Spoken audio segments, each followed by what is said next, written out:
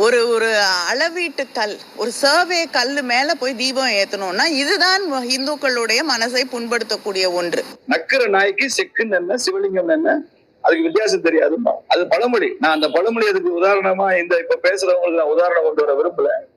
Survey கல்லுக்கும் தீபத்தூணுக்கும் வித்தியாசம் தெரியலன்னு சொல்றதுக்கும் இந்த பழமொழிக்கு பெரிய வித்தியாசம் இல்லை சார். ஜிடி ஸ்டோனு, சர்வே டோனு, இந்த மாதிரி வார்த்தையெல்லாம் இப்ப பயன்படுத்துறாங்க.